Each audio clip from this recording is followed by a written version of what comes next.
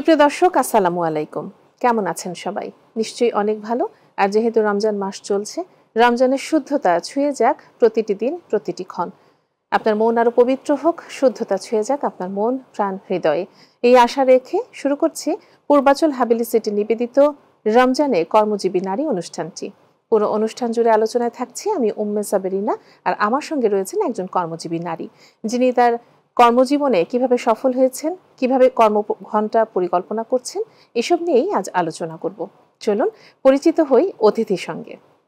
আপা, আসসালামু আলাইকুম। ওয়ালাইকুম আসসালাম। কেমন আছেন আপনি? এই তো আলহামদুলিল্লাহ ভালো। আপনি ভালো আছেন? আলহামদুলিল্লাহ ভালো আছি আপা। অনেক কথা বলবো, আপনাকে পেয়ে আরো ভালো লাগছে। তো যেহেতু রমজান মাস চলছে, স্বভাবতই জানতে চাইবো, আপনি তো একজন কর্মজীবী নারী। জি।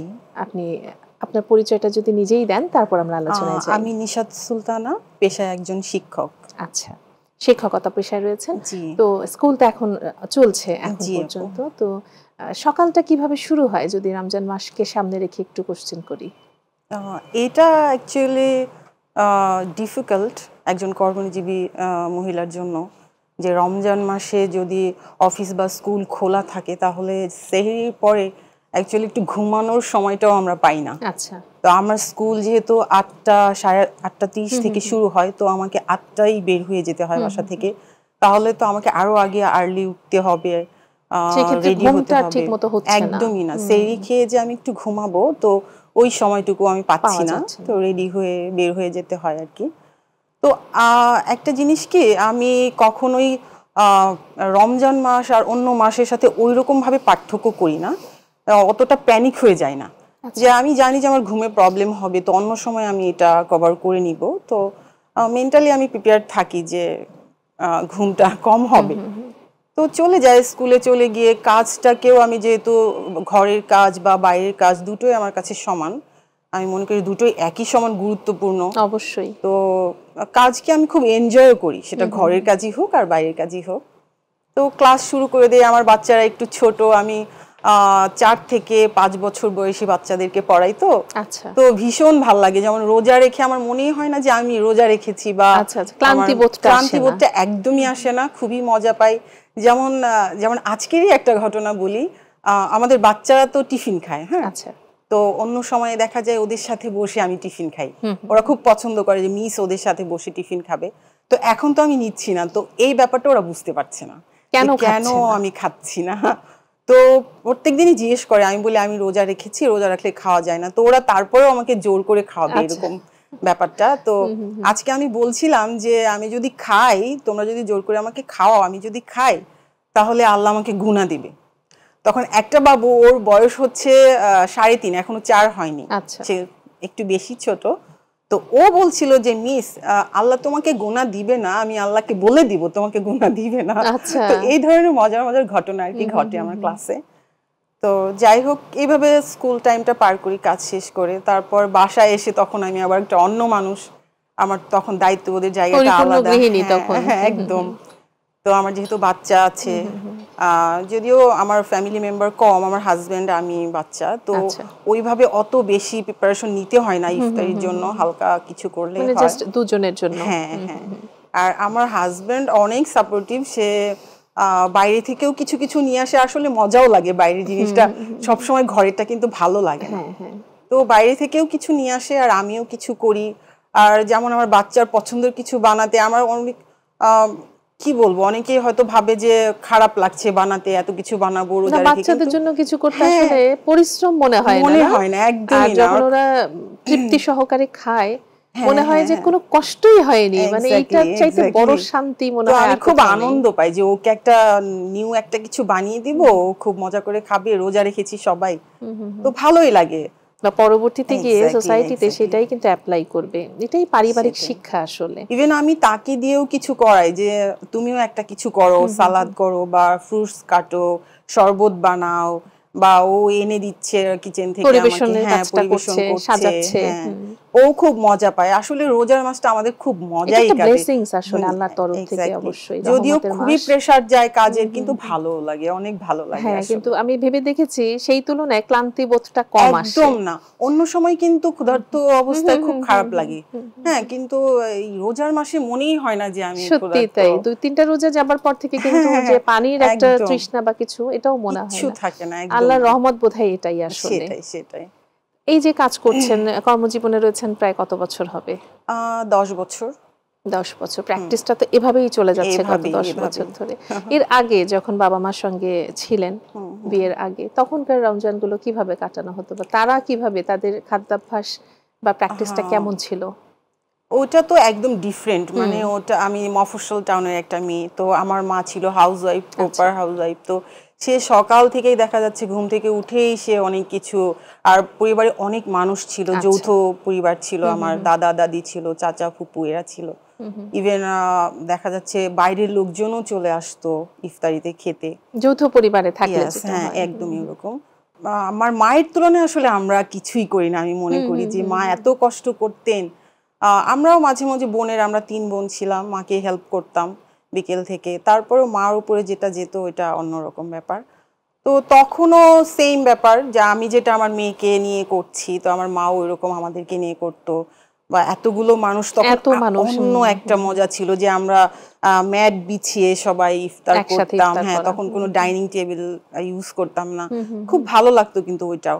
আর আরেকটা ব্যাপার যেটা এখন অনেকটা কমে গিয়েছে, তখন হচ্ছে যে ইফতার প্রতিবেশীকে দেওয়া, ওইটা আমি খুব এনজয় করতাম, কারণ আমি পরিবারের সবার ছোট ছিলাম, তা আমি খুবই এনজয় করতাম কখন মা দিবে আমি সবার বাসায় নিয়ে দিব, আর ওরাও কিছু ফিল করে দিচ্ছে প্লেটটার মধ্যে, ওরা কি দিবে, এটাও খুব মজা লাগতো, যে নিজেরটাও খাচ্ছি আবার আন্টির বাসা থেকে কি দিয়েছে ওটাও খাচ্ছি, ভালো লাগতো। ওইটা একটু ডিফারেন্ট ছিল। ইসলাম তো আসলে এটাই, যে আমি দূরের সম্পর্কের আত্মীয়, একজন দূরে আছেন, আমি আত্মীয় বলে তাকে দেখছি, কিন্তু আমার প্রতিবেশী না খেয়ে রয়েছে, আমি তাকে দেখছি না, বা আমি হয়তো এখন আসলে আমরা অনেক সময় পাশের বাসায় কে থাকছে এটাও হয়তো অনেকে আমরা জানছি না।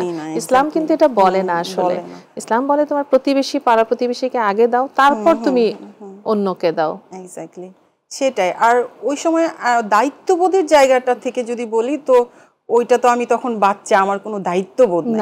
দায়িত্ববোধ ছাড়া কোনো কাজ হচ্ছে সবচেয়ে আনন্দের, তাই না? যেমন ঈদ, তখনকার ঈদের মধ্যে আর এখন আমি যে ঈদ করছি, একদম পার্থক্য অনেক, একদম। তো তখন তো অনেক মজা লাগতো, যে সারাদিন রোজা রেখেছি, কখন আজান দিবে এরকম একটা অপেক্ষা থাকতো, যে আজান কখন দিবে, জাস্ট আজানটার জন্যই অপেক্ষা, আর তখন খেতে পারবো।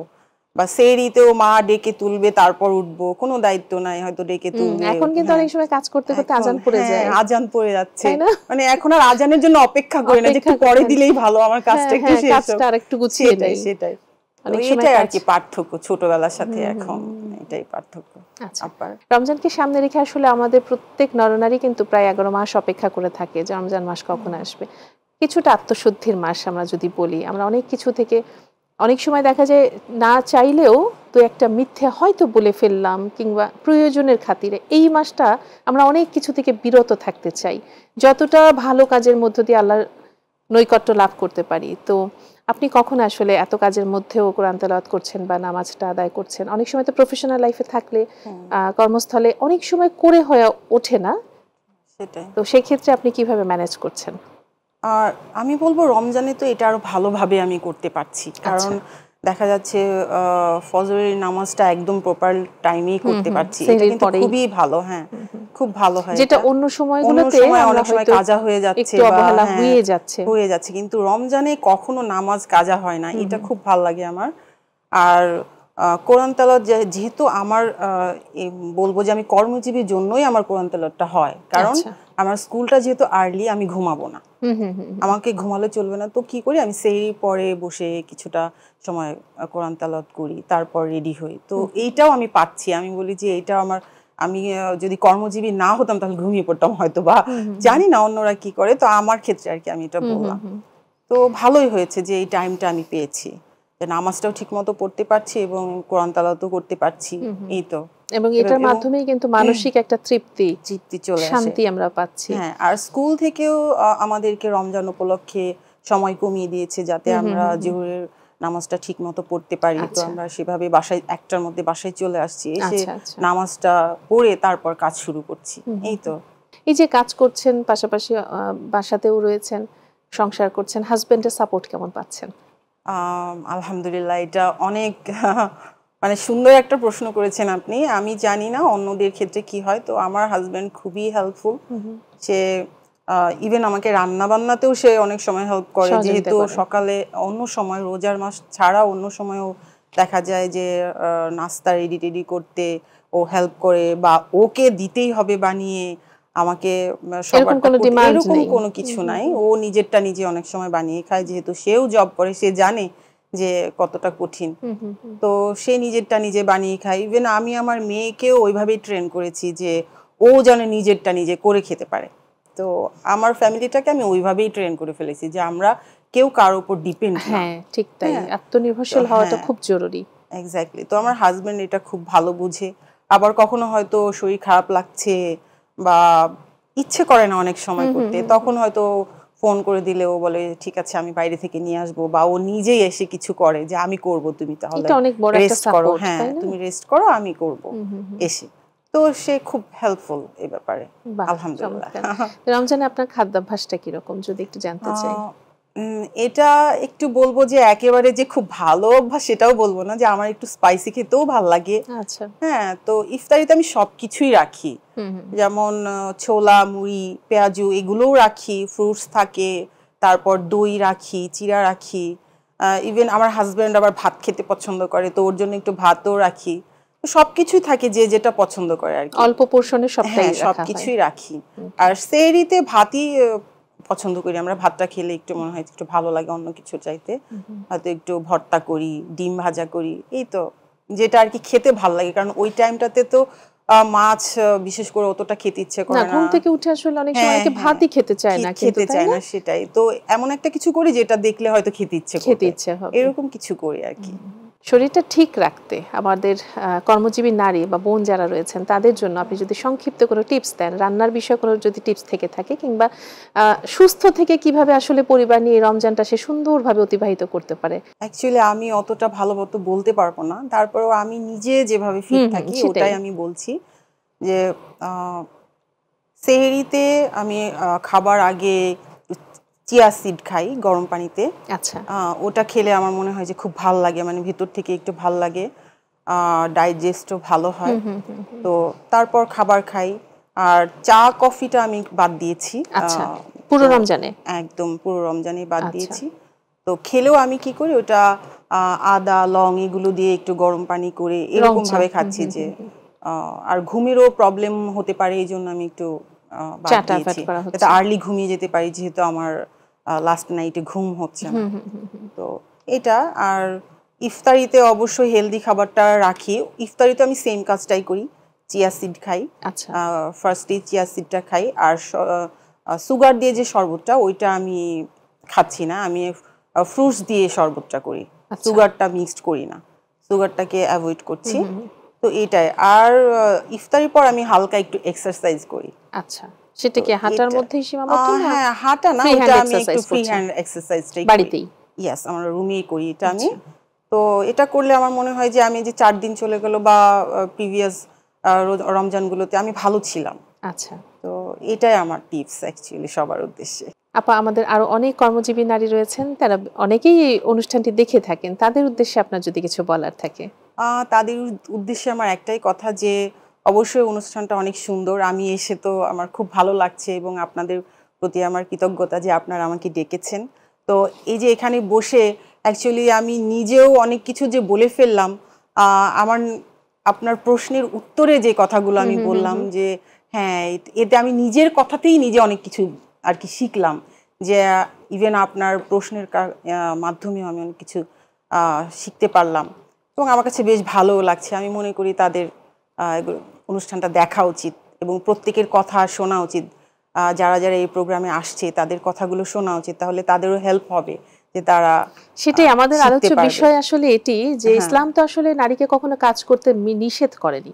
ইসলামের কাজ, ইসলামের বিধি বিধান মেনে সব কাজই আসলে জায়েজ। নারীরাও কাজ করবে, ব্যবসা করবে, সেই আদি আমল থেকেই নারীরা ব্যবসা করে আসছেন, কাজ করে আসছেন, বিভিন্ন ধরনের চাকরি বাকরির সাথে যুক্ত রয়েছেন, তারা যাতে ইসলামের আলোকে নিজের জীবনধারা চালিয়ে নিয়ে যেতে পারেন। আপনাকে অনেক ধন্যবাদ, আজকে এত কর্মব্যস্ততার মধ্যেও আমাদের মাঝে উপস্থিত হয়েছেন। আপনাকে অনেক ধন্যবাদ এবং মাই টিভিকেও অনেক ধন্যবাদ আমাকে আমন্ত্রণ জানানোর জন্য। ধন্যবাদ। সুপ্রিয় দর্শক, কথা বলছিলাম আরেকজন কর্মজীবী নারীর সঙ্গে, যিনি জানাচ্ছিলেন তার সারাদিনের কর্মপরিকল্পনা এবং সেই সঙ্গে কিভাবে তিনি কর্মঘণ্টাগুলোকে আসলে প্রণয়ন করেন সেটিই জানাচ্ছিলেন। নিশ্চয়ই আপনাদের ভালো লেগেছে। দেখা হবে আগামীকাল একই অনুষ্ঠানে একই সময় অন্য কোনো অতিথিকে সাথে নিয়ে। সে পর্যন্ত আপনারা প্রত্যেকে ভালো থাকুন, সুস্থ থাকুন। আজকের মতো বিদায় নিচ্ছি। পূর্বাচল হাভেলি সিটি নিবেদিত রমজানের কর্মজীবী নারী অনুষ্ঠান থেকে আমি উম্মে সাবেরিনা। আল্লাহ হাফেজ।